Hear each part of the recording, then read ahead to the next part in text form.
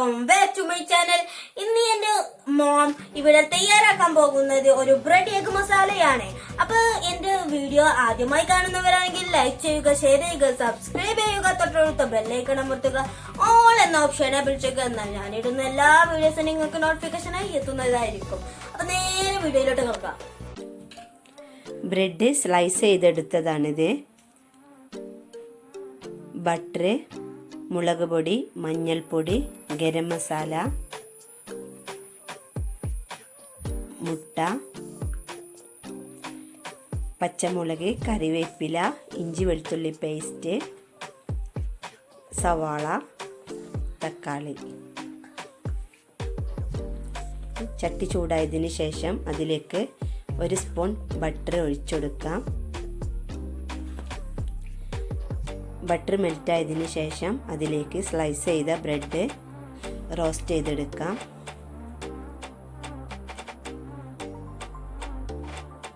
ഒരു വശം ആയിട്ടുണ്ടെങ്കിൽ മറുവശം തിരിച്ചിട്ടേക്കാം.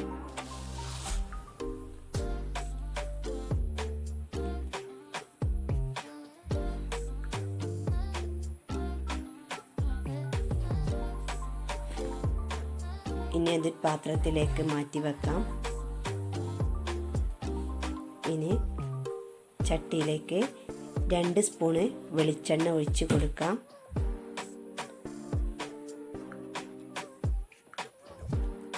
അതിലേക്ക് ചെറുതായി നുറുക്കി വെച്ച 1 സവാള, 2 പച്ചമുളക്, കറിവേപ്പില, ഇഞ്ചി വെളുത്തുള്ളി പേസ്റ്റ് ഇട്ട് കൊടുത്ത് ഒന്ന് ഇളക്കിയെടുക്കാം. ആവശ്യത്തിനുള്ള ഉപ്പ് ചേർത്ത് കൊടുക്കാം.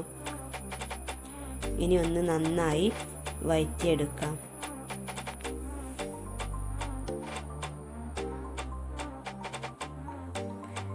വഴറ്റിയിട്ടുണ്ട്. ഇനി ഒരു തക്കാളി ചെറുതായി നുറുക്കിയതും ആഡ് ചെയ്യാം. നന്നായി വഴറ്റിയിട്ടുണ്ട്. ഇനി പൊടികൾ ആഡ് ചെയ്യാം. 1/4 ടീസ്പൂൺ മഞ്ഞൾപ്പൊടി, 1/2 സ്പൂൺ മുളക് പൊടി, 1/4 ടീസ്പൂൺ ഗരം മസാല. ഇനി ഒന്ന് ഇട്ട് കൊടുത്തു. ഇനി ഒന്ന് നന്നായി ഇളക്കിയെടുക്കാം.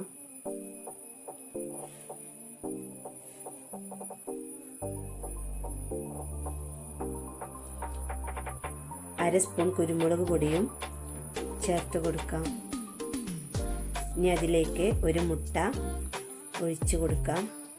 ഇനി അതൊന്ന് സ്ക്രാമ്പിൾ ചെയ്തെടുക്കാം.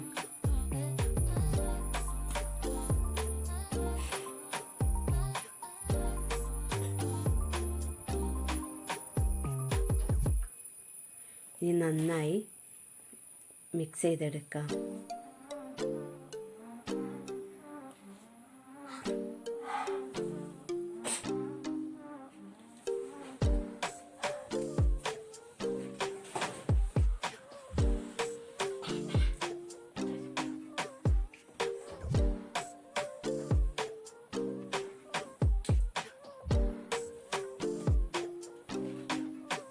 ഇനി റോസ്റ്റ് ചെയ്ത് വെച്ചിട്ടുള്ള ബ്രെഡ് അതിലേക്ക് ആഡ് ചെയ്യാം. ഇനി എല്ലാം കൂടി ഒന്ന് മിക്സ് ചെയ്തെടുക്കാം.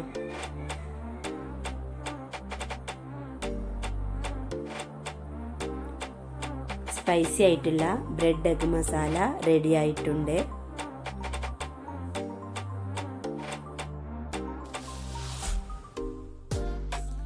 ഇത് ഞാനൊന്ന് ടേസ്റ്റ് ചെയ്ത് നോക്കാണേ.